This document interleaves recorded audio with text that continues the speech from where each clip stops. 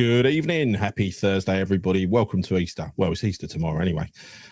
West Ham have a big game on Saturday, and so that's what we're here to discuss. Good evening, Chris. How you doing? Good evening. I'm all right, mate. I'm all right. Yeah, I'm so glad we've got 4 days off now. So happy. So happy. It's been one of those weeks, mate. It's only been a 4-day week, but I'm exhausted, like really exhausted. Yeah. Well, I finished work about 45 minutes ago, something stupid like that. So yeah, I'm happy. Happy we've got 4 days.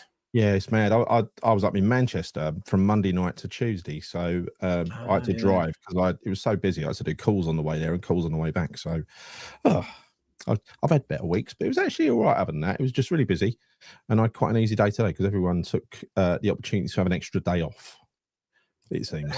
It feels like everyone's done that apart from you and I. I think most people seem to be off at taking off the Easter holiday, right? Maximising the 4 days, but I didn't do it. Wish I did. I know. Good evening, everybody in the chat. Good evening, everybody who's watching.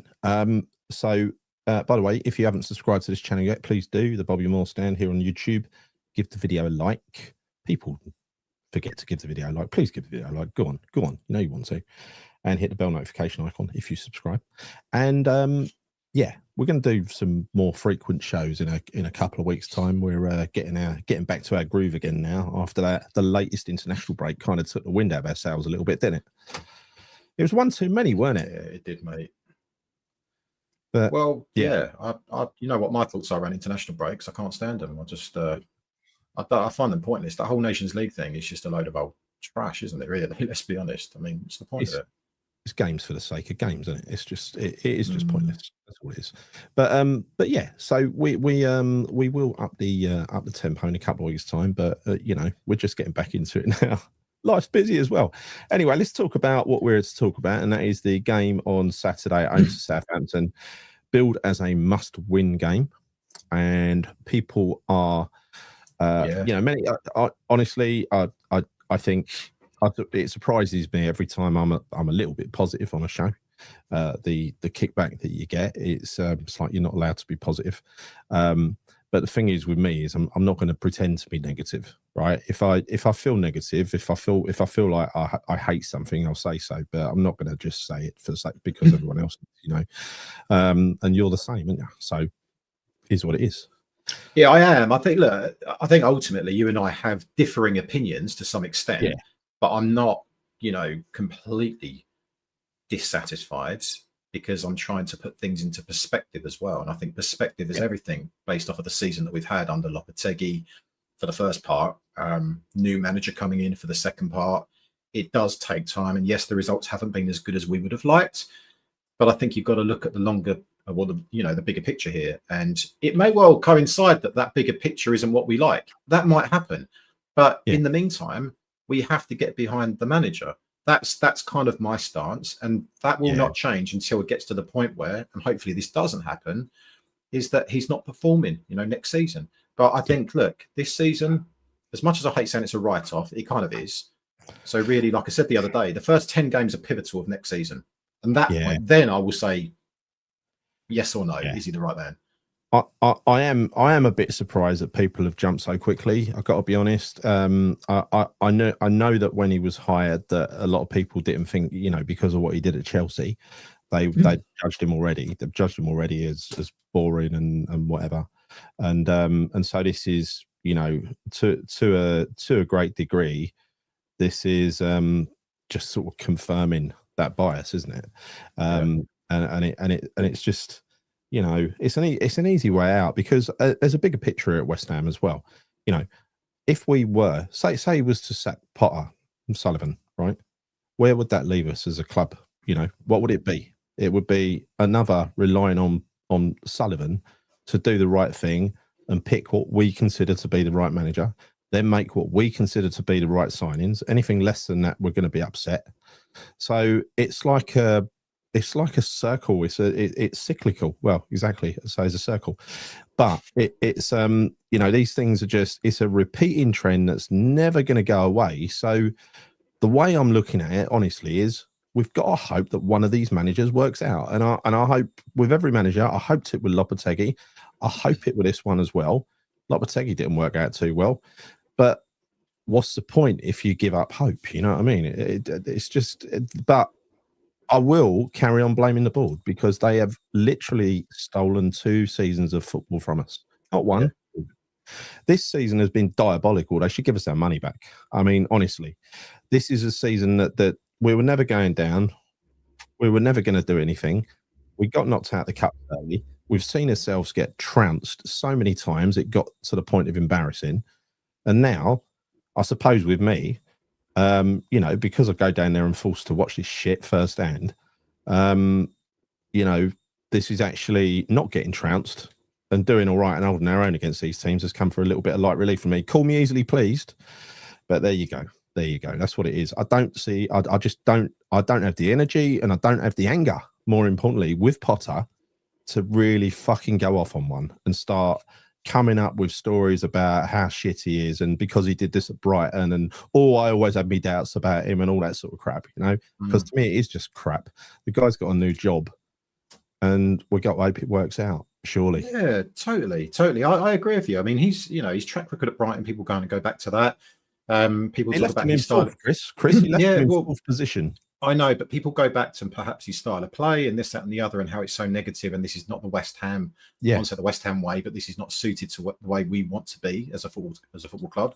But I'm not being funny. If you look at life in general, right? People change. I'm not saying, you know, who's to say that his style he may evolve to become a really good manager of West Ham. We don't know the answers to that yet. So I don't really get the whole kind of Potter out thing. I understand the frustrations of the fans because I am one. Yeah. I get it, right?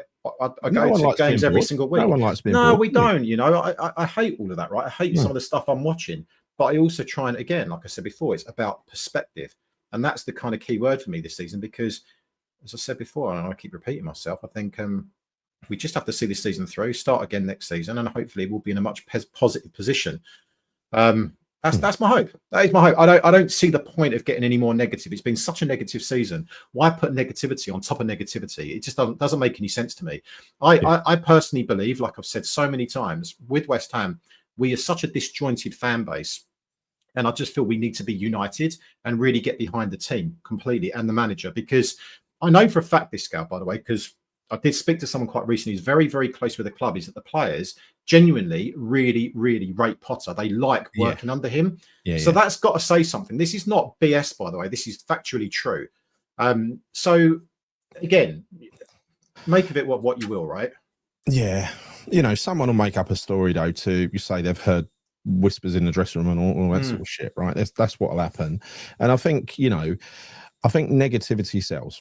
It does, and we could go down that route, but frankly, life's too short not going to. Right? I genuinely, I want to be positive about West Ham. I want to be. Sometimes it's just not possible, like the Wolves game. Not fucking possible at all. Unacceptable. Yeah. But when it is acceptable, because there's a difference between unacceptable and acceptable, right? Wolves was totally fucking unacceptable. It was dreadful, and we said so. We tore into them after that, and him.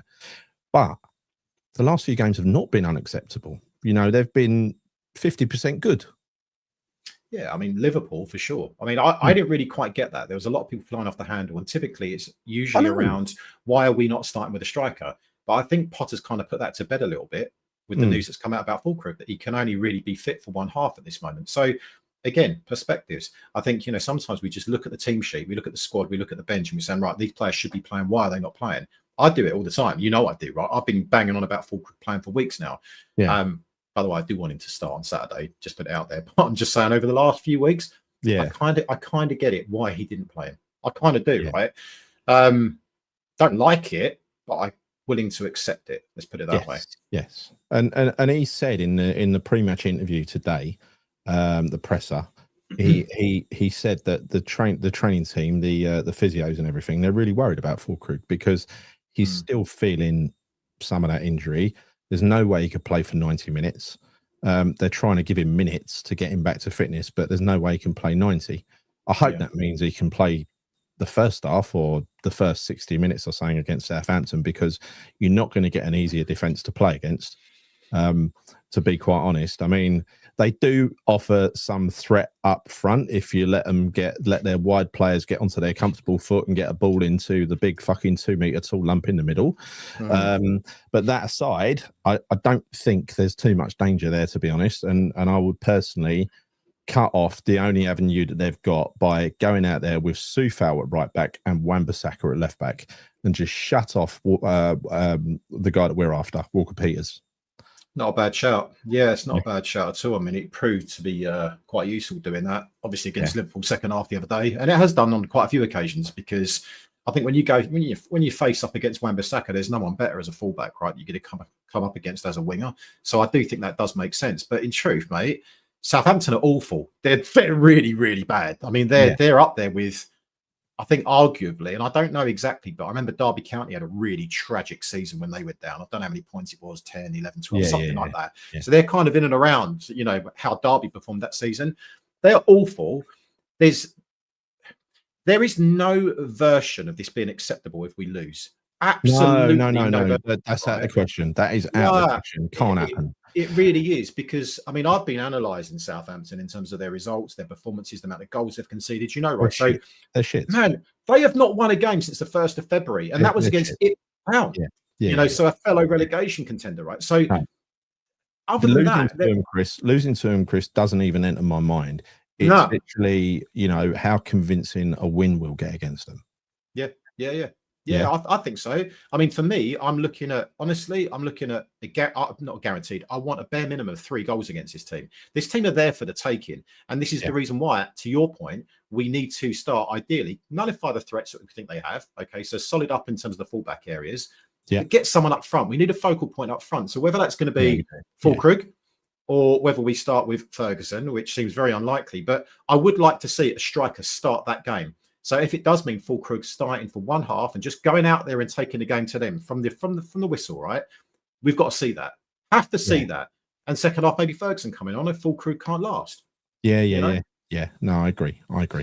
I mean, look, we all want to see Fullkrug start. He's been very, very good the last couple of times he's come on, hasn't he? And I think people have finally started to see, especially after that home game, is where you get to see, because there's so many more people in the ground, so many more of our fans in the ground, it's where people get to see firsthand how good someone is. And I think everybody could see in that last home game against Bournemouth how good Fullkrug is. He's genuinely a good player.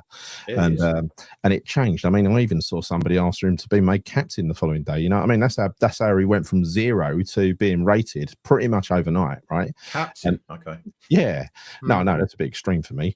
But that's what was being said the day after. See what I mean? It just swings between just he's shit to make him captain. And I think a lot of the time it's just because people don't have the information in front of them. They don't have a reference point. And so they haven't really seen Fullkrug play like that. And that is what Fullkrug's all about. He's about battering centre halves. He's about the focal point who stays in the middle, never strays out wide ever. He's never tempted to do that. And he's a very, very good finisher, and he brings others into play. And he's exactly the kind of player that we need in that side. It's the kind of player that we're missing. Please God, he stays fit, and gets better and better. And maybe towards the end of the season, we might see him play a whole game. You never know. Be a treat, wouldn't it? It'd be nice. But yeah, you're right. I mean, for me, he's been probably one of the few shining lights over the course of the last couple of games. I mean, Paqueta and Kudus were good last game.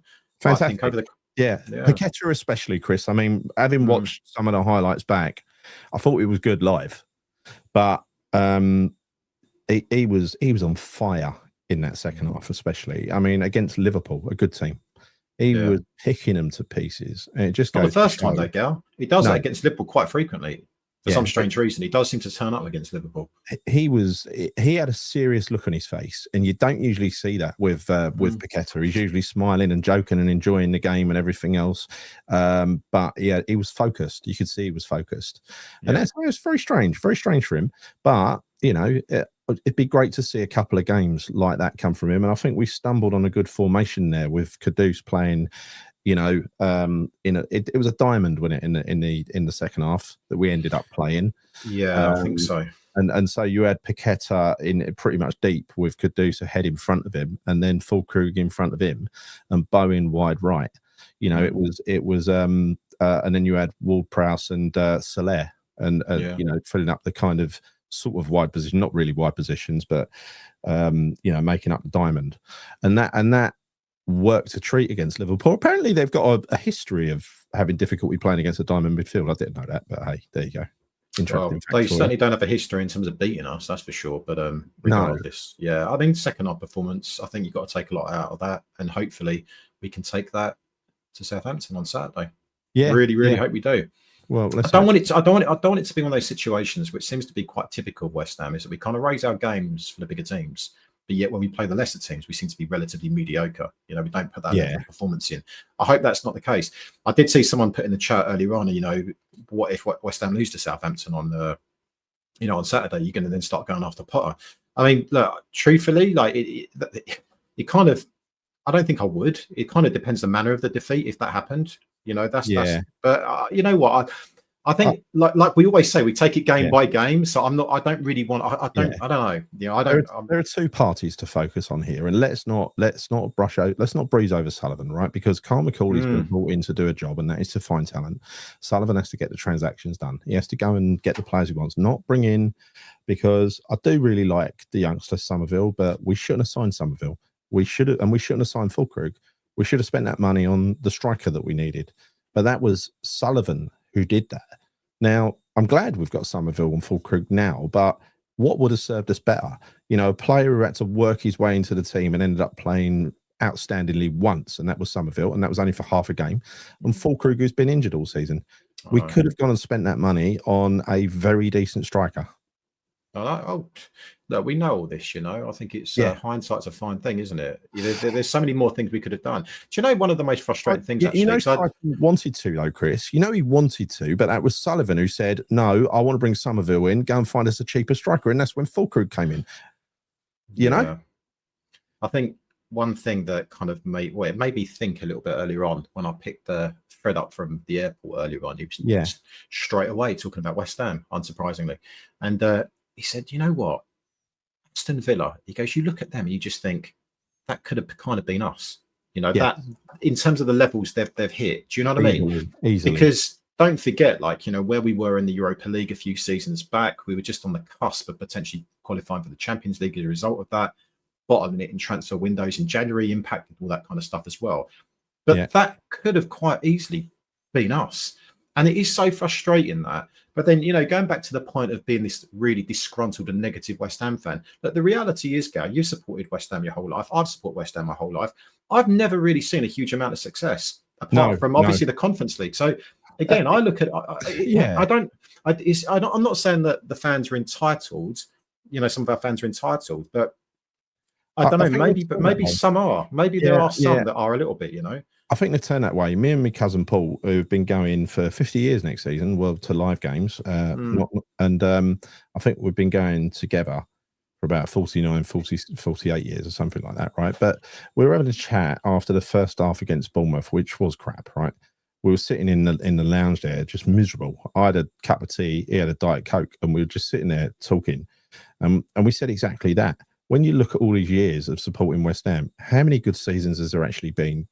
6, 5? That's not very many, is it? No, there's not. No, there's not. You remember when we nearly won the league in 85, 86? And then it's like when you do something good with West Ham, as occasionally as it comes around, there's something good occasionally. When it happens, you've got to pay a kind of penance as you see the team slip away and turn to shit. So true. So that is so true. It's almost like you have to accept one good season and then 3 bad seasons or something like that. Or 3 or 4 bad seasons. Seems to be quite consistent with West Ham. Yeah, I know. What's that? Well, there's more chance of Fullkrug starting than this pair even being on time. Yeah, that is true. That is true. Blame Chris tonight. Blame Chris. All his fault. It's all on me, mate. It actually is, to be fair. You were waiting. I'm sorry. I know. I was sitting here talking to myself, which ain't unusual. I do it quite often, and that is, Kat says, how was Fred's birthday? How was it? Yeah, I think it was good. I think it was, I mean, he was abroad, right? So I suppose it's better than being in this country. But no, he's had a lovely time. Thank you for asking. It's nice to have him back, though. I've missed him, and looking forward to getting to the game again on Saturday with him as well. It's not the same without my little football buddy. You saw what he brought me back from Lanzarote? Yes, I said it to you earlier on. Yeah. So just for the chat, he brings me back, right? It's actually quite funny. So bring him back from the airport, come inside the house. He goes, I've got your present, Dad. I said, what's that? So he opens up his suitcase. He pulls out this thing. It's all wrapped up in kind of protective wrapping. And he goes, oh, no. He goes, he's fallen off. And I went, what? He then hands me a mug, a drinking mug, saying, my best mate, with a massive dick in the middle. But the dick had fallen off, so I got a dick. I've got a dick in a mug. It's just like, it's so typical of my boy to buy something like that. But he was gutted. He goes, he's fallen off. I don't believe you. Yeah. This is a good point, and this is exactly what I was trying to articulate, right? From Make West Ham Great Again. There's nothing to be that negative or positive about either Potter. He is what he is. 5 out of 10. Yeah, I'd say probably 5 or 6 out of 10 is where I'd mark him at the moment. I'd say I'd give him an extra point for the early bit because he came in, he walked into a mess, didn't he? And I'd say there have been times of late where he hasn't helped himself, especially with the fans. He does tend to. He's at that stage where everything he says is being scrutinised, and I think, you know, when he was talking about Fullkrug's not fit yet, can't play a full 90 minutes. People will interpret that as he's not going to start tomorrow and start going off on one about it, you know. That's the thing. When people go down that route and they become unpopular, literally everything they do or say or hint is turned into a negative. He's got to turn it into a positive for himself again. And he's not going to help himself if he shows the, well, let me just call it either naivety or he's being guarded when he talks about what we've got to do in the summer, because everybody knows this is a big rebuilding job that we've got here, right? He kind of said you don't want to make changes en masse. Well, guess what? We have to make changes en masse. Now, you could say that bringing some of the kids back is not making changes, right? Because they're already part of the club. But he can't say things like that because people are going to interpret that conveniently by saying, oh, he's giving Sullivan a free pass. Sullivan will do what he wants. Yeah. To be honest, it worries me that Sullivan would interpret it like that as well.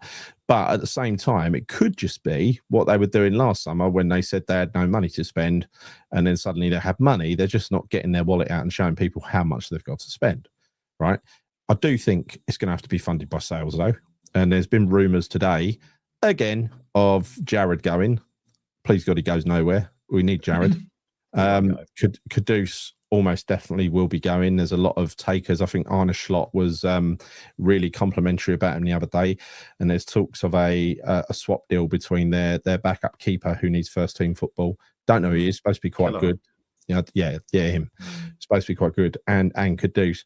Now that I think would make sense because it'd make up. He's worth about 30 million. So rather than we've got to buy a keeper anyway. You said last week you've got to spend about 30 million on a decent keeper. If his market rate is 30 million, and he can't get in over Alisson, who is the best in the league by a fucking country mile, right? That's no shame, is it? That's no shame. But if he wants first team football and they rate him at 30 million and they want to give us another 50 million. That's 80 million, right? I'd take that. Yeah, I think I would as well. Yeah, I actually, it's probably a bit of a no-brainer in truth. Yeah. I think Andy, what I'm trying to say is we're just being honest. This is the reason we don't really watch the other channels. You know, and again, I don't even like going on about this because I swore I'd stop talking about the other channels, and I have largely. But just to reiterate what I do, the only time I'll go out my way to watch a show is when I go to a live game. On the way home, I'll watch, you know, a certain review, and that is all I watch really. Occasionally, I'll dip in when I've got a bit of a West Ham bug, but that ain't really happened lately. I've got to be honest, it ain't really happened for me. But you know, so it ain't a complete fucking blackout, but what it's allowed me to do personally is clear my mind and have my own opinions. Because, like it or not, if you're running a channel and you go and watch other people's opinions, all those opinions get inside your head, and you end up, you know, evaluating what you think against those opinions, and sometimes it can send you off down a path where you don't want to go. And so what I'm saying is, I'm just going to be honest. If we got thumped by Southampton tomorrow, I'd be quite angry. Let's be honest. I definitely would be. For sure I would be. But yeah, I don't know. I don't see that happening.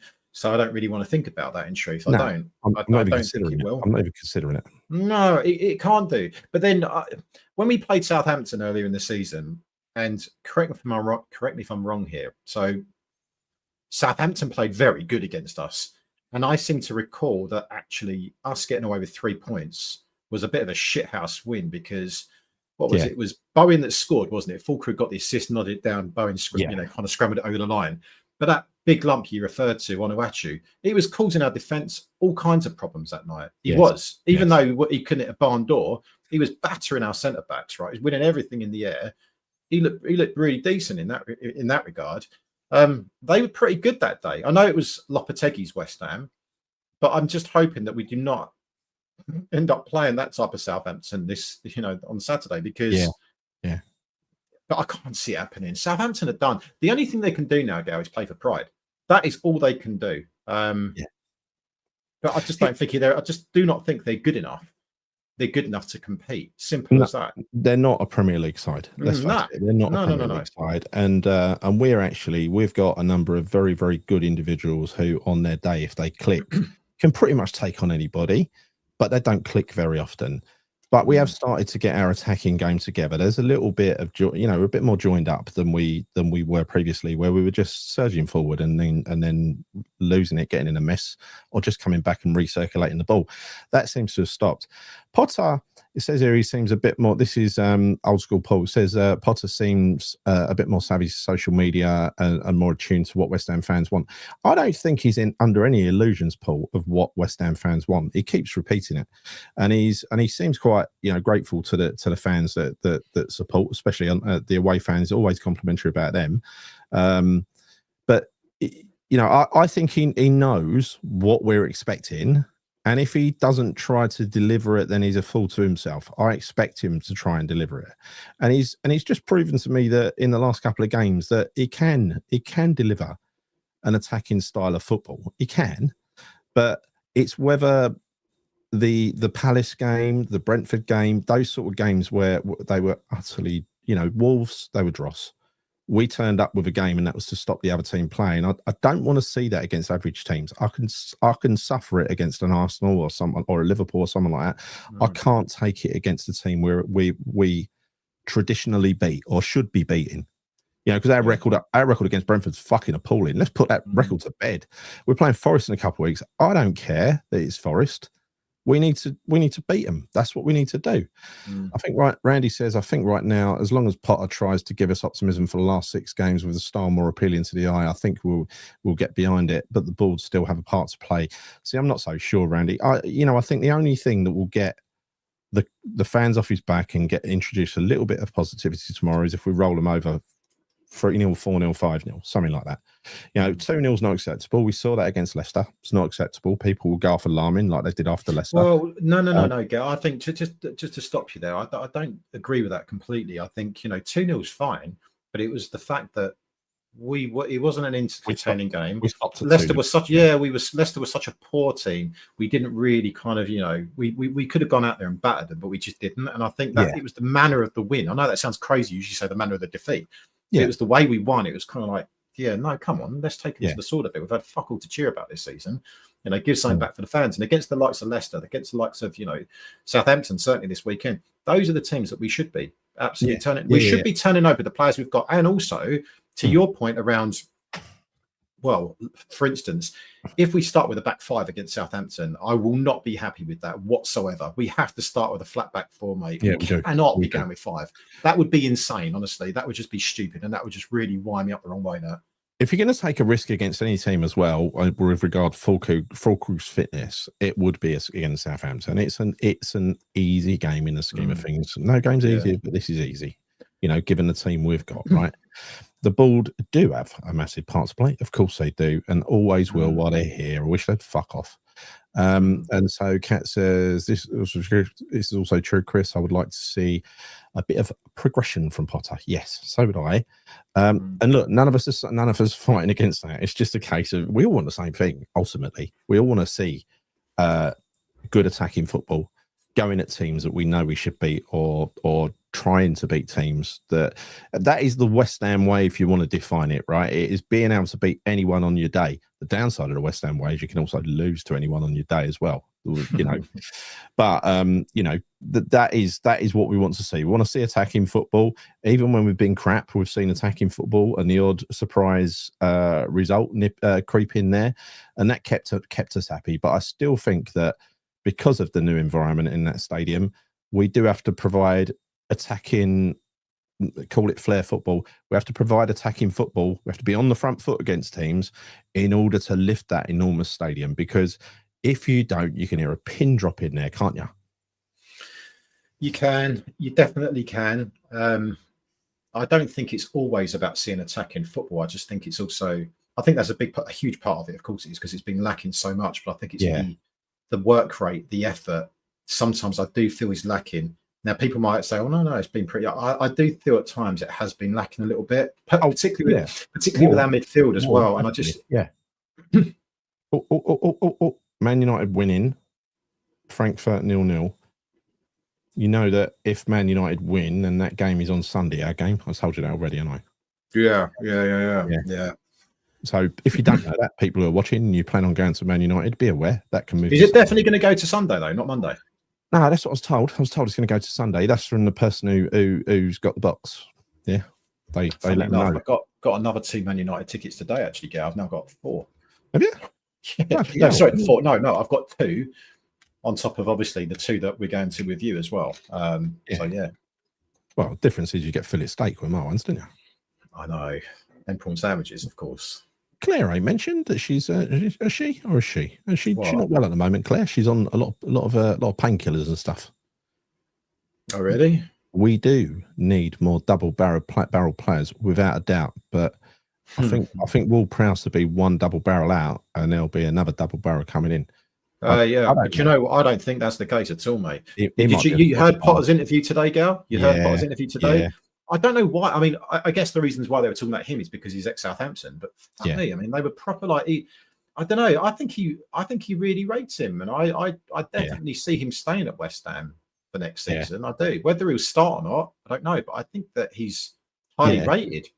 I think this is something that what Randy said here about playing Bowen, the bit about playing Bowen in his natural position, as well as starting a striker, being a bit braver with the team selections. Yeah, I'm with you there. And I think what Chris said about playing a back 3 by default, back 5 by default, I don't like it.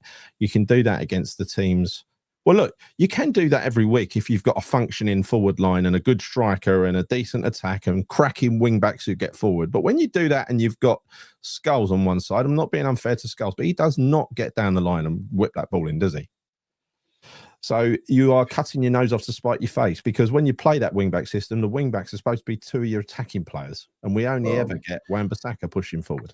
Yeah, I mean, I think that ultimately Emerson for me is more of a wing back than Skulls is. He is. I think Emerson's better going forward. Simple as that. So if you're going to play that system, then really you want to be playing Emerson over Skulls. Skulls may develop and end up being maybe more of a wing back potentially, because I know he played left mid for West Ham in the the under 23s, whatever. But I think as it stands right now, if you're going to make the comparison, you play Emerson over Skulls as a wing back. He used to have a decent cross on him as well. I don't know what's happened, because do you remember when he first got into the team and he went down he was near the corner flag in front of us? Yeah. I know, I do remember. But it seems to have been, I don't know, melted away from him. Tony agrees with Chris. Oh, Tony, come on, have a look at yourself. If we lose, the fan base will melt. Yeah, look, I don't even want to consider that, because we will melt on here as well, right? You cannot lose at home to Southampton. Someone said earlier, get trounced by them. I don't even see how that's possible, right? God, look at this, Chris. They're not as bad as Derby. Well, what? No, they're on 10, aren't they? They're on 10 points. Oh, Southampton. Yes. Oh, Christ. Yeah, They could be worse than Derby Emerson. They could be worse. Yeah. Unless we do them a favour and give them 3 on the weekend. Yeah. So this is clear. Look. Don't stop on painkillers and antibiotics. That's why she's been missing from our chat, isn't it? I do think I know. I think I saw something on your Facebook earlier on, Claire, actually. So I think I know what it is. Yeah, I think I don't look at Facebook usually. So that's I do sometimes when I'm in between calls and stuff. I think I scrolled and saw something earlier. I think I did. Yeah. Right. This is, again, about playing Bowen on the right. There's no doubt about it. Bowen's most effective playing on the right. playing up front as a striker. He doesn't know what to do with the big centre halves who are sitting up his arse. He is better making those little runs in, you know, coming in from the wing, maybe in the half space, all that kind of stuff. That is where he makes picking up on a ball that's run wide, getting an early shot away. That is Bowen, isn't it? He scores a lot of goals from right wing. He doesn't have to be called a striker as such. He will always score goals. And when he's a striker, I think it just puts pressure on him to be a striker. And that chance that he got, the 1-on-1 against Liverpool, when he's playing, you know, in that position as a striker, all the pressure's on him. Whereas when he's playing on the wing, perhaps it's a bit of a bonus to score a goal. Perhaps in his mind, he's thinking it's, you know, all right, he scores a lot of goals, but it's not part of the job description. Yeah. Yeah, I kind of get what you're saying. I do kind of get what you're saying. I think that one against Liverpool, though, was... Yeah, no, I get it. I mean, he's up against arguably one of the best goalkeepers in the world, if not the best goalkeeper in the world. I think what he tried probably may have gone in against lesser goalkeepers. He tried to dink him, didn't he? So I don't know. But you're right, though. I mean, for me, Bowen playing on the right, cutting in on his left foot, you know, it's a good recipe for goals, right? He's been proving that so many times over the years. So I'd like to see him back on that more favoured position. And either Fullkrug ain't fit, start Ferguson. Just give him a bloody chance. Just see what he's about. Let us nail our colours to the mast. Do you think Fullkrug is starting against Southampton? Go on. Yeah, I do actually. I do think he will start. Yeah, me too. I do. I think he has to, and I think Potter knows that as well. Actually, I think he knows that he needs to start with a striker, and I don't think he's confident enough for whatever reason of playing Ferguson or starting Ferguson, should I say? So I think Fullkrug is the only option. Yeah, definitely. I think there's make West Ham great again. This is Potter. He was no different to Brighton. Well, yeah. What you got to remember is at Brighton, I mean, look, you can't just look at stats for Brighton. You can't just say, oh, look, he didn't score any goals because he didn't have a decent striker. They didn't buy him one, right? The best he had was Welbeck, who came in, and he got him relatively late in his stay there. He had cart horses as strikers.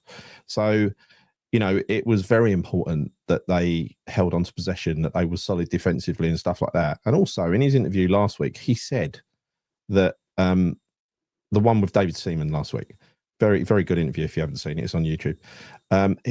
He said that Brighton were a development club, and he said West Ham are not a development club. There's a big difference between those two things, right? He had time to evolve, and as he said in that interview, the owner at Brighton, he was happy with iterative improvement that was reflected in the stats that he collected. He collected data, loads of data, Tony Bloom. He analysed that data, and he could see that year on year, players were improving, performance levels were improving, their value was going up, and everything else. He was making plenty of money from selling those products as well, and bringing in more youngsters for him to develop and cycle into the team and turn them into expensive assets. That was more his job, because bear in mind, as soon as they get good at Brighton, they're gone. Yeah. It was a different remit, wasn't it? Yeah, I think that's what it means by a development club, right? Because they develop the talent. Once it's usable elsewhere by a bigger club, it's gone. Yeah, more often than not, they won't actually. Well, certainly before, they didn't buy established players. You know, established players that were doing it week in, week out, unless they're at the tail end of their career. Like what's his face, like Adam Lallana. They brought him, but he was at the tail end of his career. They'd never get someone at kind of at their pomp and then bring them in straight into the team. It was always, as you said, it was kind of young players that perhaps you've never even heard of, or maybe players that were relatively young coming from other leagues that maybe weren't overly big household names like Mitoma, people like that. And he made them into kind of like superstars, right? And this is what you got to look at. You got to look at the big picture, not just a set of stats and say he didn't score many goals, because you ain't doing your homework. Go and actually read about what he did, because the people who know the detail about what he did actually say he did an amazing job there. Because bearing in mind what Chris Hughton left behind, that team was going nowhere. He was the one that came in and implemented the methods that Tony Bloom wanted to, and he wouldn't. They never would have sacked him, right? Because they didn't. He walked away, left them in fourth place, Brighton in fourth place. That's why he got the job at Chelsea. He didn't get it by mistake because he was the only one out there. Chelsea wanted him. Do you know, one thing I want to say here, Gal, is that I'm not even going to really, and a lot of people are doing this, and I've noticed this, and we've also done this by default, is start looking at Potter's background. Okay, what did he do at Brighton? What did he do at that Swedish club that he bought from the 4th tier to the Champions League? All this stuff, right? It's irrelevant. If I'm being honest with you, it is irrelevant. I don't really give a shit what he did. What I care is what he's going to do. So I don't. There's no kind of value in kind of constantly looking back. It's like, you know, in life in general, when you look back and you look at certain things, you can't change the past. You can only change the future, right? You can only impact the future. So why do the fans get so hell bent on thinking about the past all the time? I don't really get that. I know that they're trying to see a pattern here and say, well, look, you know, he's not been good there, so he's not going to be good here. But he is here. So whilst he is here, let's get behind the guy. Like I said, this is the thing that I don't get. Chris, there's a desire to be proven right by a lot of people on social media, especially. And I'm not just talking about YouTube, I'm talking about Facebook and everything. There is a strong desire to be proven right and carry on bashing away with the same point. No matter what happens, put the same point in there, right? It is your argument and it's not going to change. And no matter what happens, if we beat 5-0 tomorrow, someone will turn around and say, it was only fucking Southampton. What do you expect? Or it starts with Fullkrug. Fullkrug scores a couple of goals. I told you to play a fucking striker. See what happens. All that sort of stuff, right? That is the kind of response he's going to get.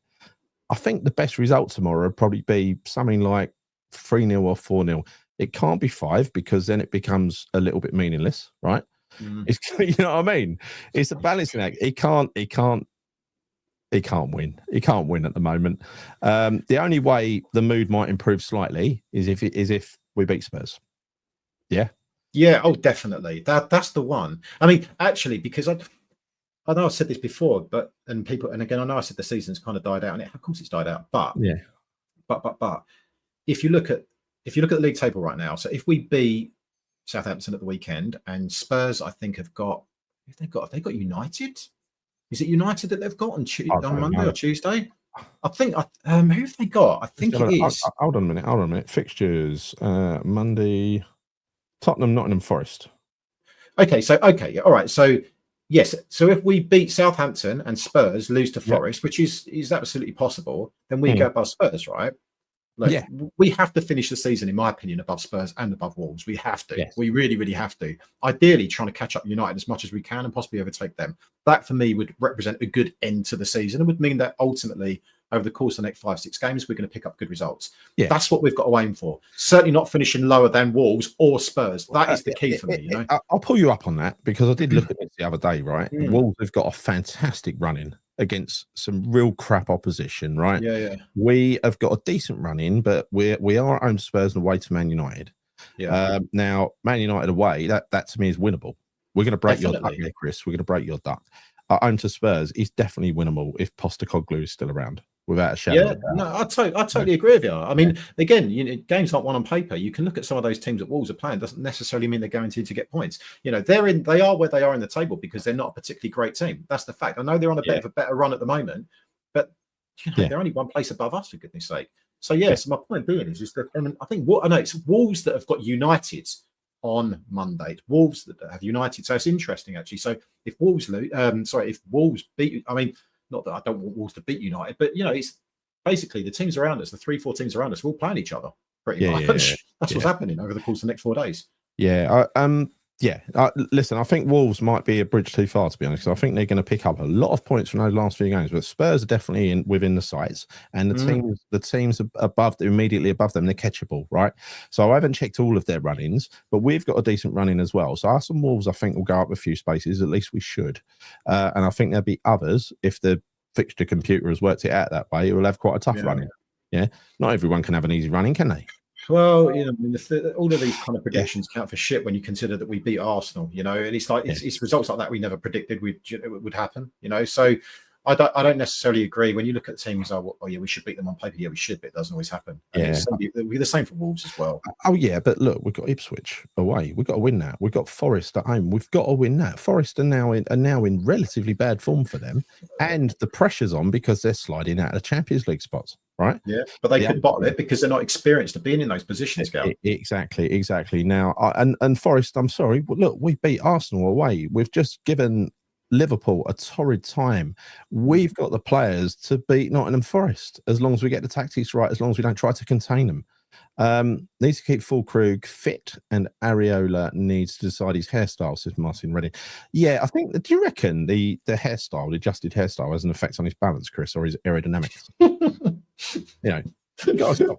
You know, 1 week he's diving and he moves really quickly through the air. The second week he's acting like a fucking hydrofoil or something, and it's pushing him down. You know what I mean? It reminds me of David James. David James used to change his hairstyle all the time, didn't he? He did. Yeah, He had dreads. He had yellow hair. I think Ariola's had yellow hair. I don't know. Maybe it's a goalkeeper thing. Do you think, Chris, goalkeepers' hairstyle should be approved in a wind tunnel before they're allowed to use it? Only if they're playing shit. Yeah. Need to keep Fullkrug fit. Well, that is a statement in itself. I mean, yeah, we do, and that means probably protecting him a little bit. So he might start tomorrow, but he'll probably come off after Saturday. But he'll probably come off after 50, 60 minutes. I would expect. Yeah, I think so. I think that will be the case. But start him at least. Start him at the very least. We have to. I don't really agree with this one from Stephen Langham. I'll take out a defensive player and put Guilherme in. We saw Guilherme start recently, and you don't start Guilherme in the Premier League as far as I'm concerned. You bring him on later when his pace is going to be telling, and you get him to run down the wing against, you know, where his pace is going to tell against tired defenders, and he's looks all right. Yeah, he's looks all right. Although one thing I would agree with that comment would be that I would absolutely take a defensive player out and put more on attacking front for sure. Without a doubt, and that's what you're saying with a 4-4-2. We need to play not 4-4-2, but 4 at the back, right? That's what yeah. Some kind of combination of 4-4 to 4-5-1, something like that. Yeah, for sure. This is what I meant about, you know, no, not every win will carry the same merit. 1-0, 2-0, people will be absolutely fuming. It doesn't matter how we play. 1-0 or 2-0, they'll pull out the whatever stat confirms their argument. And they'll start banding that about whether it's shots at goal, whether it's how can you have this many shots at goal? How can you do this? You know, there's always an angle for outrage. And going back to what I said earlier, I don't mean to have a go at people, right? But I'm just saying, what's wrong with being wrong about something? Because you learn something, don't you? Ain't it brilliant if Potter suddenly proves you wrong about him? Ain't that fantastic? Surely it's not about being proven right or wrong. It's about West Ham performing well. Okay, that's the be all and end all. It doesn't matter. I don't care if I'm proven wrong every week, as long as it means West Ham are performing well. Benefit West Ham, yeah. I couldn't care less. If someone turned around to me and said, "Chris, fuck me, he's clued," and I don't care. As long as West Ham are doing well, I'll have an opinion. If I'm wrong, I don't care. I really don't care. You're absolutely right. You're absolutely right, and that's what we've got to do. So yes, hello Ray, and yes, get well soon, Claire. Get well soon. She's braved it in the as the solo mod tonight, hasn't she? All ill. Is Matt not on here tonight though? No. He's working. He's working. So he messaged me. Yeah. So yeah, I think here we go. 2-0 minimum is required. I'd say 3-0 for it to. For him to have a chance of getting any credit out of it, I'd say 3-0. Not that he's going to get any credit out of it anyway. What if scenario, right, Gal? What if West Ham hang on, Cat. Gary is so lucky. He is so old. Fucking hell, Cat. Come on. I've only fucking hell, Cat. Look, I'm 55. I've seen this. My earliest trophy that I just about remember because we followed the parade around was 1975. 75. Yes. So you would have been like what, six? I was six. Six. Bloody hell, okay. I remember a thing about it. And I went to my first game the year after, away to Charlton at the Valley, and the Valley was massive.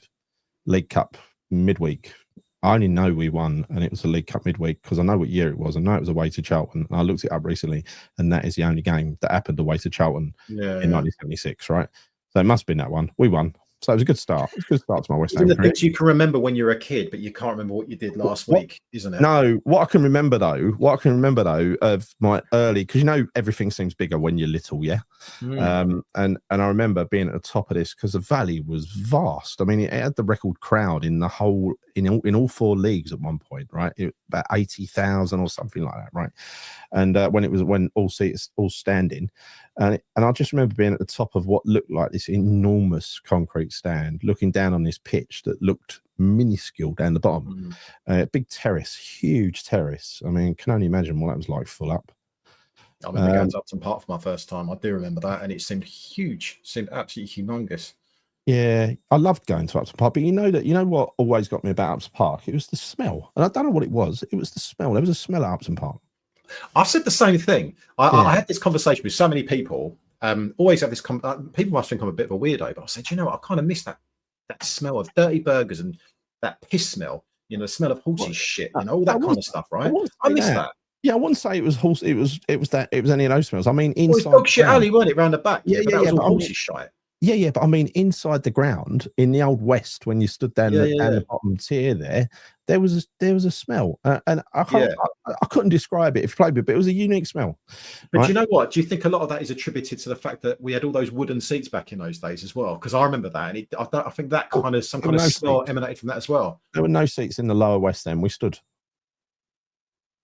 You know, they put seats in later in the lower west, so Eh? it was a Oh, terrace. when it was standing, you're talking Yeah, about. yeah, yeah, Okay, yeah, yeah, yeah, yeah. I'm yeah, talking yeah. about when it was all wooden, because I used to sit in the upper when it was all wooden seats. Yeah, the upper had wooden because they were Yeah, original yeah. seats, and then the lower had the plastic seats because they were put in Yeah, later, right? yeah, Yeah, yeah, yeah. yeah, I didn't go down to the lower west until quite a few years later, but I was always in the western upper, and there was yeah, definitely a smell up there. But I think a lot of that was the old wooden seats, people smoking their fags up there. It kind yeah. of stuck, you know. Claire is saying, demanding, we'd better romp all over Southampton. I don't want a 1-0. I want an 8-0 thrashing. Need to make up for all the goals. I'll tell you what, yeah, it would make up for a lot of damage if we were to give them an absolute fucking stuffing. And the confidence that we would get from that would be brilliant. You know, if we could Yeah. score that many goals and turn over a team. But here's my scenario I wanted to give to you, Gal, right? And I'm interested to understand what the chat have to say about this as well. Yeah. So let's say, example being, West Ham beat Southampton 1-0 at the weekend. Okay. Yeah. Just bear with me for a second. We beat them 1-0. We absolutely pepper their goal. Their goalkeeper is having a complete worldie. You know, a bit like what Ludo did against United all those years ago, and we held them to 1-1, right? Yeah. So we've really played well, peppered the goal, win 1-0.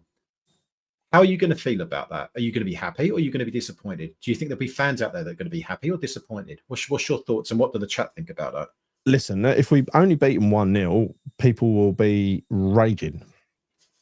But given that scenario, and you know when goalkeepers can have one of those days where they fucking save everything. Yeah. I'd if we won 1-0 and the keeper's had a fucking amazing day and saved things he shouldn't save, then yeah, I'd probably just walk away from it and say the keeper had a fucking good game, didn't he? You know what I mean? But yeah. I think unfortunately, there is a bit of opportunism out there around diving on Potter at the moment, and that's why I just hope the luck turns, the luck changes, and it comes good. I really, really hope it, because I just want it to calm down. And I think there's a lot of people, a lot of fans, who are just being put off by the negative feelings around everything West Ham at the moment. And fine margins though, go in football, yeah. because you know, is it Potter's fault when one of the West Ham players hits the post or hits the crossbar, which happened obviously against Liverpool? You know, that's the difference. Fine margins, right? So yeah. But look how quickly that's forgotten. Look how quickly that's forgotten, right? Yeah. You know, after the game, people are complimentary about the about how we played in the second half. By Monday, everyone's, you know, and again, it's just like by Monday, everyone's forgotten that we did all right against the league champions elect. It's as if had we started Fullkrug, we would have beaten them. And sorry, I don't think we would. I also look at that game from another angle, right? Because don't forget, Arsenal, did they lose? Or no, they got a draw, didn't they? Yeah, they got a draw that weekend. Liverpool would have gone out there with a supreme amount of confidence. Okay, and with confidence, arguably they'd be in good form in that kind of mindset, knowing that they've pretty much got the league, you know, sewn up. So I think that could have been even harder for us. I think people underestimate how well we did play in that second half. Actually, at the time, like you rightly said, people were kind of complimentary, but after the game, people start fucking showing. I was watching West Ham's official YouTube earlier on, the presser with Graham Potter, and I saw some comments in there. I couldn't believe. I think you commented in there as well. I couldn't believe the amount of negativity in it, mate. Because I've genuinely not watched any like YouTube West Ham stuff this week. I haven't had the time, first and foremost, but I've not watched anything. But I did watch that because I always do it in terms of build up. I want to kind of just do a bit of due diligence before we talk, right? Yeah. Could not believe the amount of negativity in some of those I'm just like, what the fuck is wrong with people? Like, what is wrong with people? Do you support West Ham? Do you genuinely? If you really support West Ham, then fucking get behind the team and stop slagging the players off, slagging the managers off. Just get out there and support the team. I think a lot of it is, though, Chris. they watch so much social media and read Twitter and read this and read that. There's so much negativity out there. It ends up rubbing off on them. You know, that's what I think. I think I think we would. I think if we like I said, consume that shit all week, we've supported West Ham for so many years, Gal. Yeah. But if we consume negativity all week, I think we'd be negative. I don't know what's going on there. But yeah, are you glitching? Yeah, true. Yeah, I'm going to go so. down to the bottom of the comments because I know I'm fucking miles away. I'm miles away. I think you've frozen on my end. It might be me that's frozen, but I think it's you. No, I think it's me, mate. I think something's going on. Yeah. You didn't have your VPN open again, did you? Yeah.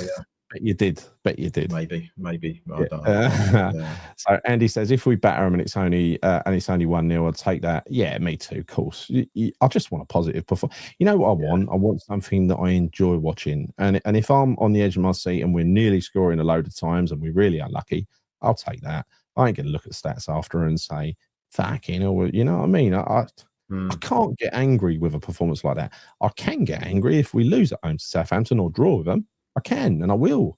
And we don't play well. And I absolutely mugged off if that happens, honestly. Yeah. I mean, Southampton's record this season is fucking woeful. So anything less than a win would be tragic. I mean, it really would be. 1 point in their last 7 games, I'm seeing here. 1 point in the last 7 games. Oh, interesting. Martin Redding, you were bloody great second half. Are you a scouser, Martin? Are you a scouser? Are you saying yes? I don't recognise Martin's name. He must be an intruder. Must be one of those opposition fans. They're all welcome in here anyway. Right, so old school Paul, we played well against most Scouse Army. We played well, yeah. Oh, they did. I've got a few Liverpool friends, and they said exactly the same thing. They actually felt, I don't know if you've spoken to any Liverpool fans or anything, but I'll tell you that a couple of people I know, one from work, funny enough, and a good friend of mine, massive Liverpool fans, they felt that we deserved to win that game. I actually can understand why. I thought we definitely deserved a point, but we could have quite easily got 3 as well. You know, bad news. Spurs have gone 1 up at Frankfurt, but in a way that's good news because it means Postecoglou will keep his job. People, he will keep his job. He will be in charge for when Spurs come to West Ham. Also, Man United are 2-0 so that game is going to be on Sunday. People and Chris. So I will be driving up there, Chris. All right. You're going to drive, are you? I'll give you a lift. Well, I've got a big day on the Monday, so I can't go and get pissed. I'll have a couple of bottles of beer. Man U, 2-0. What else we got? Oh, Martin's a Brighton fan. Oh, right, okay, Martin. Yeah. Oh, there you go. Slot said we deserved a point. Yes, well, he was right, wasn't he? And that's what Kat says as well. Yeah, I think he was really complimentary about Kudus and Paqueta.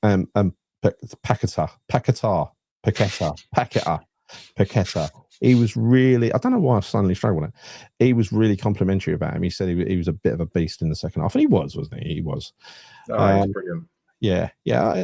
Wouldn't it be amazing if we could have that Paqueta for a whole another season? But I don't think we will. I think he'll be going. I think he does owe us a season, if I'm being honest, because I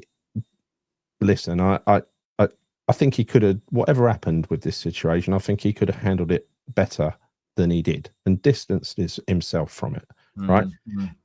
So indirectly, he's caused it, even though he probably shouldn't have been, chased down by the FA and put in front of a kangaroo court that seems to be finding no bloody way to convict him and say he's guilty. So I think he's going to get off of it, and then I think he's going to walk away after having played almost 2 really terrible seasons for us, barring the odd game. I don't know. I'd understand it. I suppose, though. I'd understand it. Yeah, I think Onana can throw in a couple of blunders anytime. I went to that Ipswich game the other week up at Old Trafford, and fucking hell, it was comical. It was comical. He's bad, isn't he? He's really bad. Really was. Yeah. Gary and Chris, in an ideal world, if Pat goes, who would you replace him with? What do you reckon? Oh, gosh. In an ideal world, I mean, we don't live in an ideal world here, right? So some of the players I'd be thinking of, we wouldn't actually get.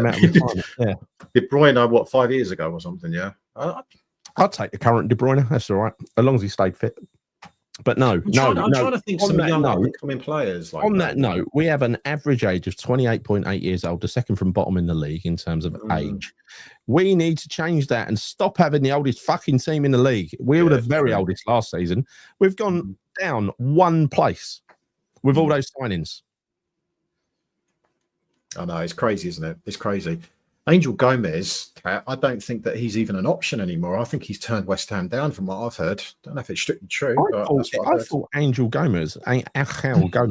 No, Potter had gone over there not to talk to him or David or anyone, right? He'd gone to look at that midfielder, the box to box. Yeah, I remember you saying attacking midfielder. I mentioned the other week, shit off a shovel, very good. Been followed by Macaulay for quite some time apparently, and apparently it was almost a done deal. So we'll see. I've got his name somewhere. Well, you can be sure of two things: Angel Gomez and Jonathan David will not be joining West Ham. I don't care what is being said out there in the press; it's not happening. Is this the guy? Is this the guy, Harrelson? Is that him? Because it is, isn't it? I don't know, mate. You're the one that came up with him. I'd never heard of him before. In truth, it is because he was Icelandic, wasn't he? He was Icelandic. You can't have many Icelandics playing for Lille, can you? I'm sure it was him. Yeah, I guess so. I don't know. I don't know anything about this guy. If you've got two S's, it's going to be Icelandic, isn't it? Without a shadow of a doubt. And then somebody Icelandic will tell me, don't be so stupid. Yeah, I think it's him because he's definitely Icelandic. He definitely plays for Lille. Harrelson. What? So he's a central attacking midfielder, is he? Yes. Look out for us. Is his name Hakon? Hakon Arne? Oh my God, he's got a bit of a mouthful of a name. Yeah, he does. He plays for Lille. Yeah, his name is Hakon Haraldsson, Icelandic professional football player. Yes. I've never heard of him, mate. He 22 is years the old. One that apparently they've almost done a deal with. Yeah, 44 appearances, 6 goals. Apparently, shit off a shovel, Chris. 0 to 60 in 4.5 seconds. Yeah. Oh, yeah, he's almost as fast as you, mate. Christ. Yeah, I know. Well, when I move, I move. Claire says, I'm glad Potter is looking for players. We actually need, keeper, attacking midfielder, striker. We need fullbacks as well. We need cover at right back because you know that AWB's got he's had to have an injection in his toe. He could get injured at some point. He's played virtually every game. I know we've got a backup with Southampton, but he's going. So we get Walker Peters in, and he can play a conventional. Either of them can play a conventional 4-2. You've actually got cover at left and right back with them two, just through signing another right back. Yeah, you can play both sides. Yeah, you can. And then you've got cover with he should be a number 2 wing back or left back. I think Skulls. I don't think he should be the number 1. Just an opinion. Wouldn't surprise me if West Ham signed Walker Peters and he went straight in at left back, to be honest with you, because he's played that role for Southampton. Oh, he can play there as well, can he? Oh, yeah. Yeah, he can play both sides. I'm pretty sure that when we played Southampton this season at their ground, I'm pretty sure he played on the left-hand side that game, actually. I'm sure he did. I might be wrong, but I've seen him play there many times. There was rumours today that he's 27, Walker Peters, 27. Yeah. So he's peak, perfect. He's below the 28.8 average, so it'll bring the average down a little bit, right? There was rumours today we're going to buy that Southampton keeper that you like so much for 30 million. Oh, he's 28, is he? I read he was 27 today. Yeah. I will be so pissed if we end up spending £30 million on the relegator Ramsdale, mate. That would be tragic. What a waste of money that would be. I'd rather Areola be in goal. I really would. I want that Liverpool guy. We're going to do a deal with Liverpool for Kudus, right? So if we can get the keeper in Part X or one of the other good players, that'd be good. I don't know what it is, but I don't see Kudus going to Liverpool. I would have done had Salah not signed the contract, but I don't see how he gets into that team. Like, where are they going to play?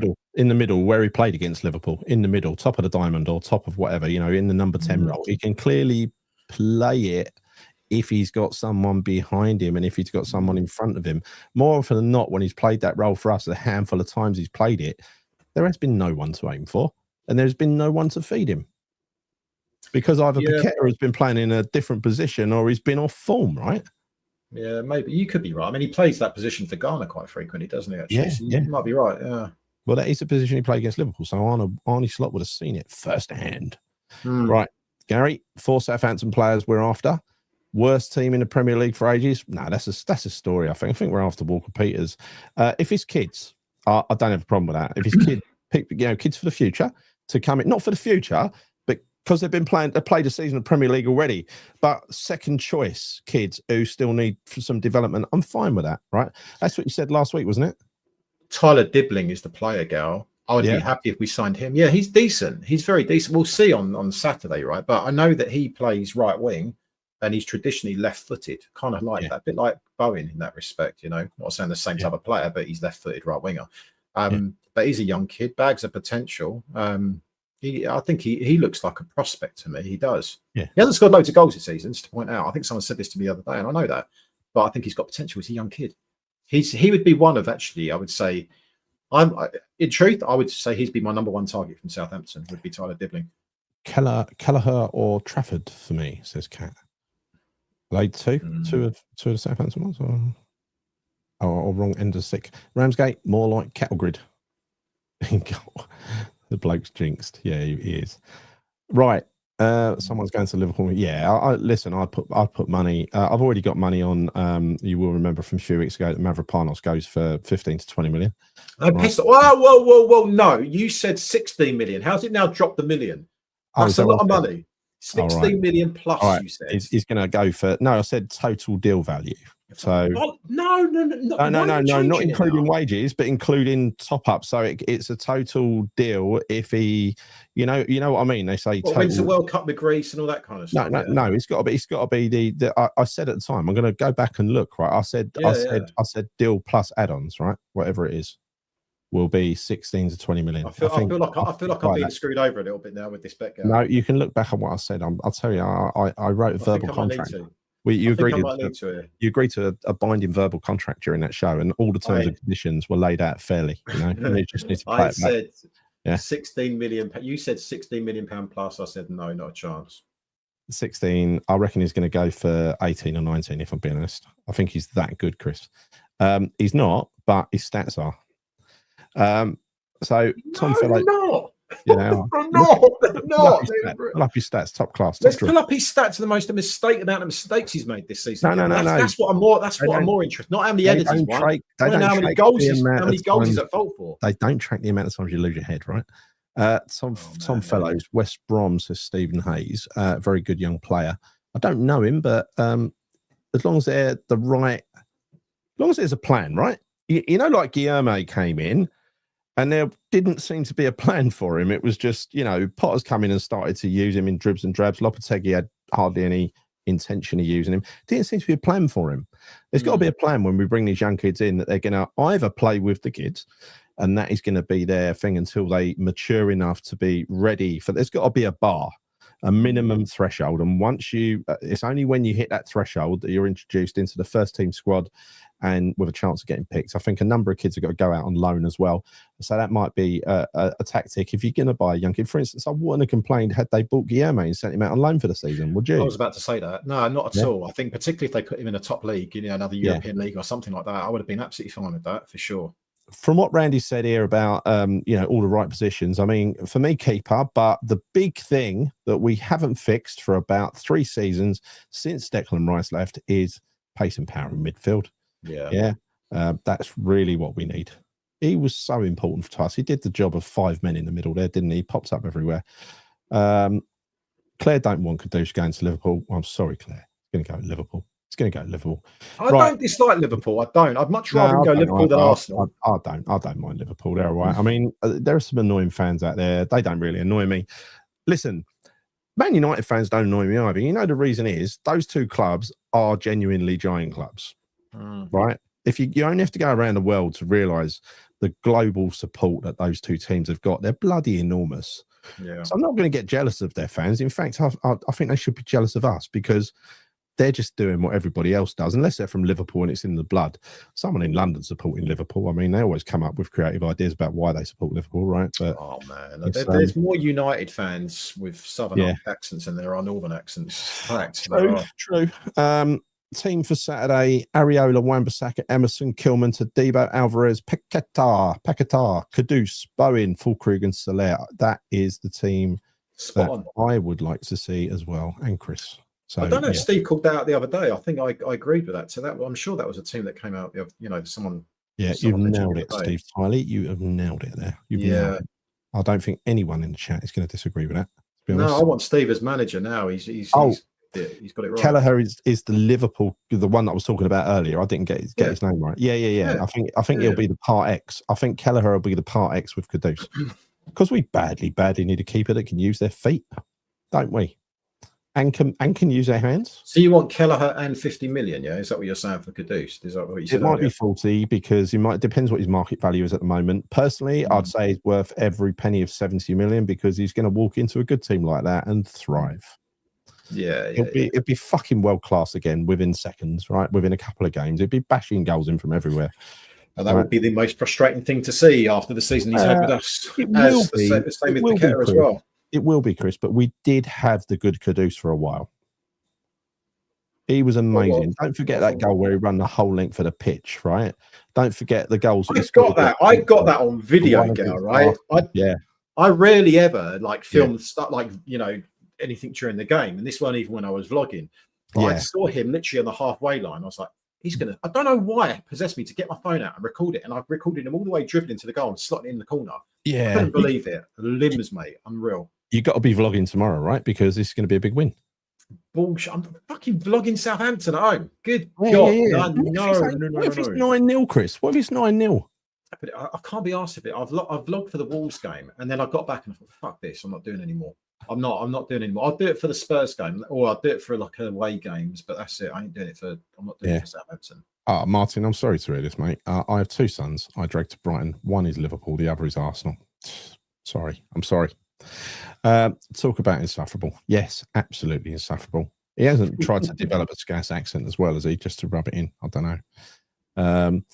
He could go to Saudi, right? Apparently there is renewed interest from Saudi, but again, believe what you want of what goes on in the media.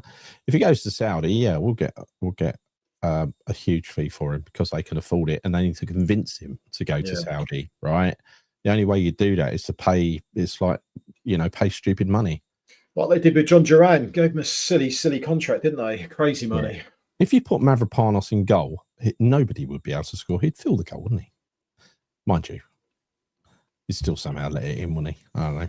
He'd probably be better in goal than he would be at centre back, to be fair.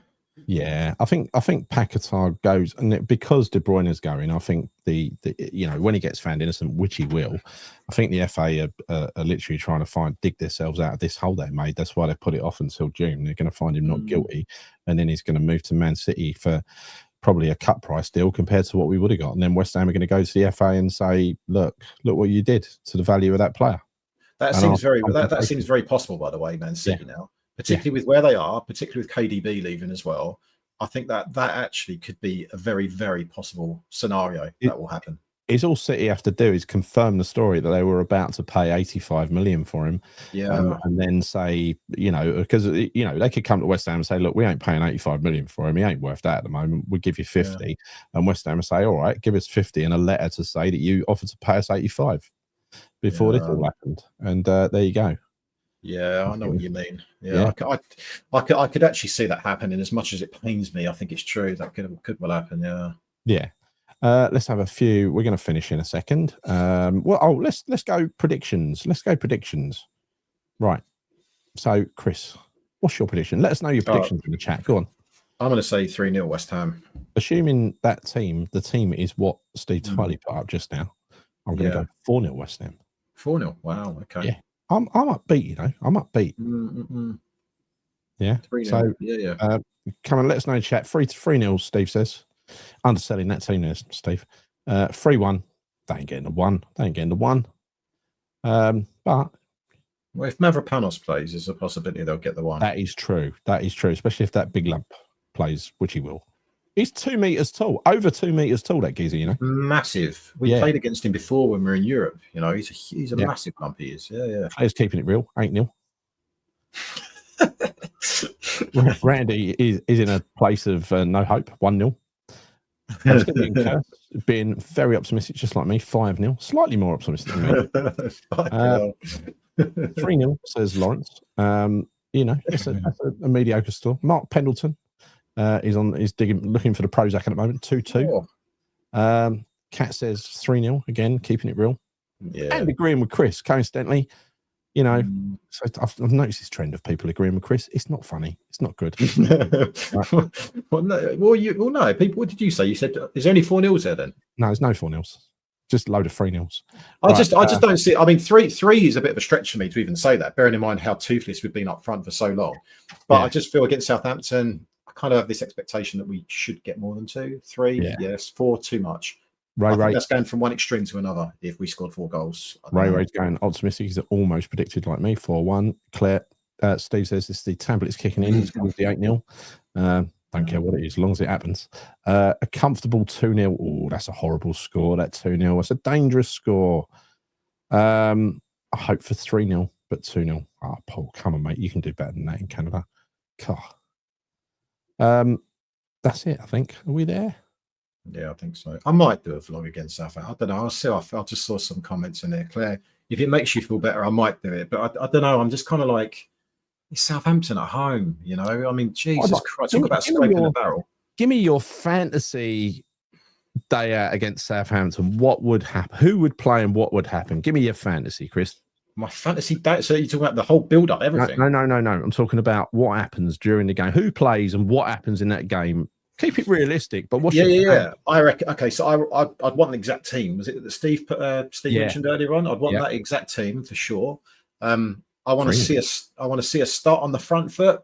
I want to see us going out there and going. Hang on. Hold that.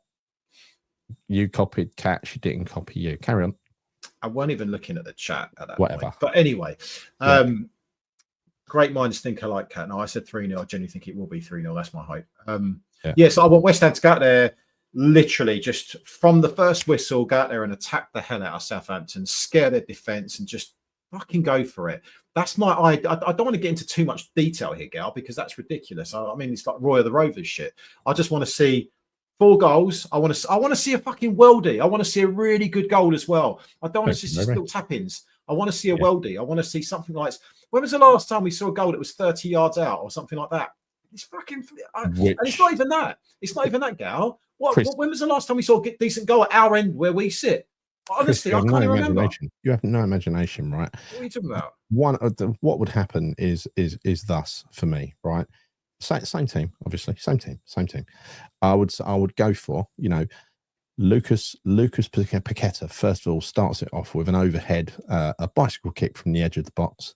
Then he plays through Kudus in one of the old style through balls. Is that an assist overhead kick or is that the first? No, it's a goal straight in from the cross. Nice. And the edge of the box, and then Paqueta's on fire, trying to win that move to City. Kudus is on fire, trying to win the move to Liverpool. He plays him through 3 times in the first half, 4-0, right? Gets to the end of the first half. Referee's just about to blow the whistle. Free kick on the edge of the box. James Ward-Prowse does equal the record set by David Beckham. He gets that fucking weight off his back at last. 5-0 at half time. We go in 5-0 at half time. We come out the second half, right? Bowen gets a couple, 7-0. And then Luis Guilherme comes on from the bench and gets a run. He beats 3, I'd say, 3, maybe 4 Southampton defenders. Spanks it in the top corner of the Bobby Moore end. And just to add to that now, no. And just to add to that bit, just before we go home, Luis Guilherme then goes into the stand and embraces Gary because he knows that you're his number 1 fan. And then we all go home happy. That would be it. 9-0 because I want Fullkrug to get one as well. Yeah, what happened to Fullkrug? Starting a striker, scored 8 goals and he didn't score a single one of them. Well, because Kudus needs a hat-trick, right? He needs a goal, but he needs a hat-trick. He needs that. If then you'll see a firing Kudus for end of year, he'll take fucking Tottenham to cleaners if he does that, right? Tottenham's still winning, by the way, so Man United. I'm loving your imagination here, Gal. I also would love those things to happen. I would also like to see a recreation of the Di Canio goal against Wimbledon from all those years ago. So maybe Fullkrug this time, okay? Maybe Fullkrug, doing the I want to see that as well. I can see one of those going in. Yeah. Can you see that? Yeah. Maybe a Trevor Sinclair overhead goal kick, something like that would be that type of goal. See, Chris, that's how fantasy comes out. That's how you do it, Chris. And JWP scoring, I don't know, like a Dimitri Payet-esque free kick like he did against Crystal Palace, something like that as well, yeah? Yeah, well, of course. Yeah, it has to be like that, yeah, of course. So it was super realistic. I think you'd agree, yeah. I'm really looking forward to the game now. Yeah, I'm looking forward to it as well. And we're going to finish on a high note, happy note. 4-1, says Ray. Here's the ultimate fantasy. Brooking goes down to the changing room at half time, chucks on the kit, ties up his old boots, comes out second half, fucking dominates. He comes on for Paqueta, absolutely sets it alight, plays through ball after through ball, and then still Brooking, scores. And then Jeff Hurst comes on as well for a little cameo at the end as well, knocks in a few. Have you seen him? He's in shape. They think it's all over and he knocks one in. Yeah, that's what's going on. Yeah. I'll see it. By the way, I've got another addition to my Canning's Hand Lem wall behind me, right? The black line. You see it? Let's go on widescreen for a minute. Let's go on the wide. Look, see? If you look up behind there, I've got the Bobby Moore one and the one of outside the old West Stand, right? Which is they're originals. They're originals, and the two on the left are prints. So you got the Bobby Moore stand down the bottom, and then you've got the black line, which are black line on a sunny day with West Ham fans outside. I love the black line. My favourite pub. I think no, it looks really good, mate. The only thing I would say is that I feel like you've done dirty on Guilherme, mate, by getting rid of him off your wall. Well, he doesn't, to be fair, deserve to be on that wall, does he? Well, you put him on there, mate, in the first place. You're a bit thicker, aren't you? 1 minute's Guilherme, the next minute's Bobby Moore. I mean, you've got to make your mind up here, Gal. I find some other way to do it. But it ain't going to be on that wall. That's a wall reserved for special things. The wall of fame, The next thing to go up there is my signed Jeff Hurst shirt, which now I've got to make it smaller because honestly, people, I went to the size of his studio. I went to a West Ham night and I bid for this signed Jeff Hurst shirt. It's a red Jeff Hurst shirt. It's a style of 1966 and everything else. A few photos on it. I was pissed. I was tanked up. Paid too much for it for a start. It was like the Father Ted thing where this one's far away and this one's near. Yeah, because when he bought it to me when I won it, it was fucking enormous. This thing, it must be 1 meter wide and over 1 meter tall. The thing is enormous. It take over that whole wall behind me, right? The whole wall. And so I need to get a smaller one and rebox it. So I've ordered one now, Chris. That cost me 50 quid, that fucking thing.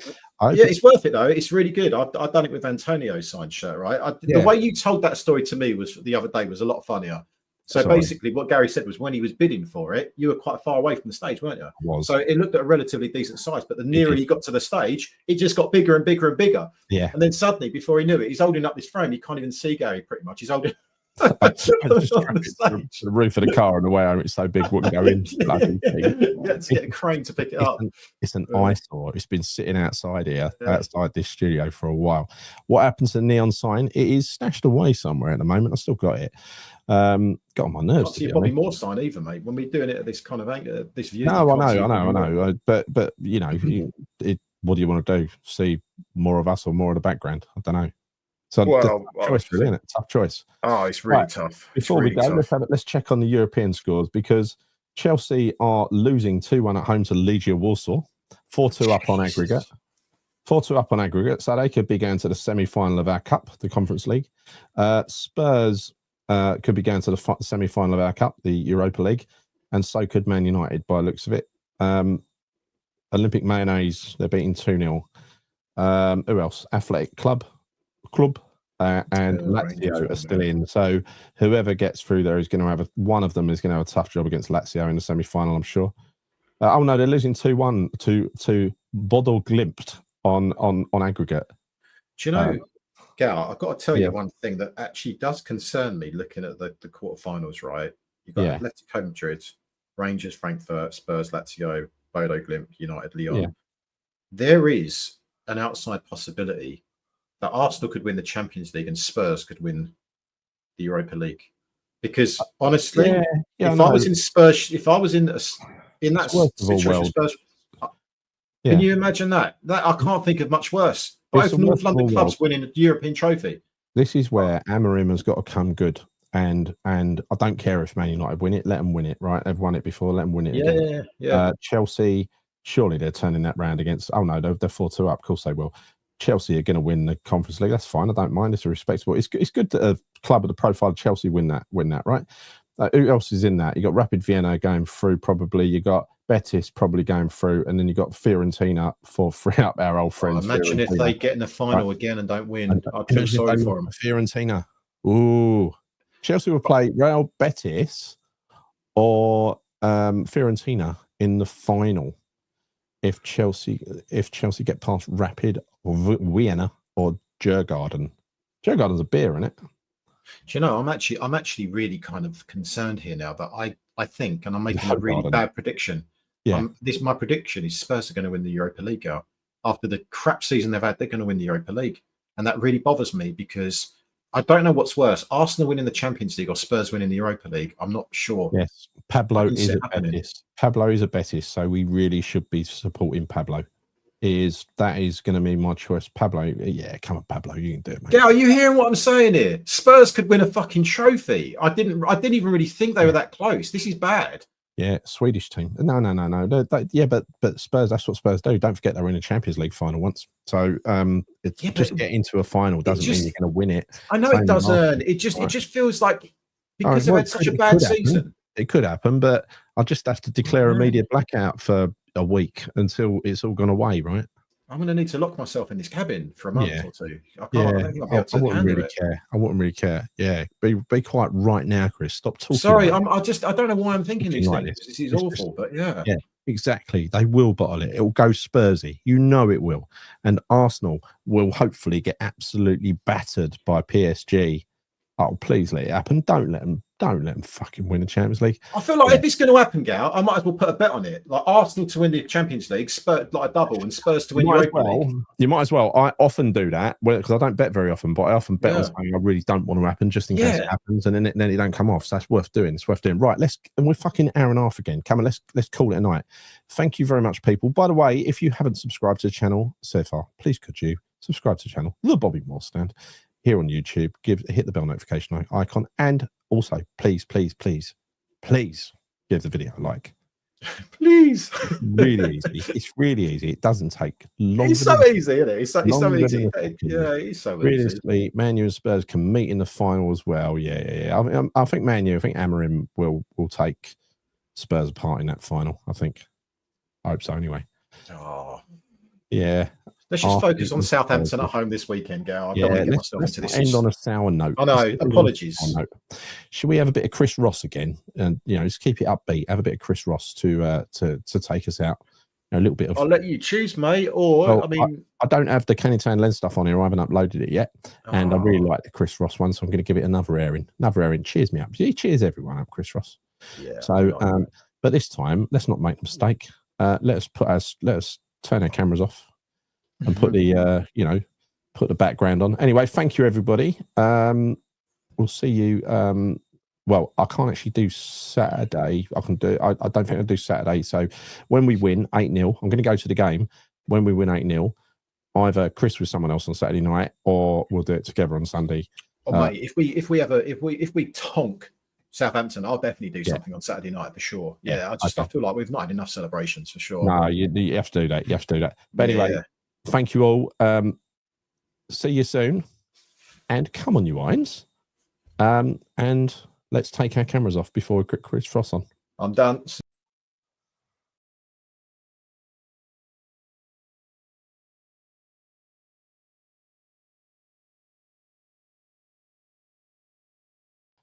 This is mad, isn't it? I wish I could find it. I'll be with you in a minute. I'll be with you. There he is. Bloody interface. Born in the East End of London, and I'm West End through and through. Now you might follow some other team, well I guess that's up to you. But I'll keep blowing me bubbles and wearing the claret and blue. 'Cause I was born in the East End of London, and I'm West End through and through. Now some folks follow the Arsenal, Tottenham and QPR, Millwall, Charlton and Chelsea, but I don't know who they are. Orient, Palace and Fulham, and I don't know about you. But I was born in the East End of London, and I'm West Ham through and through. West Ham through and through.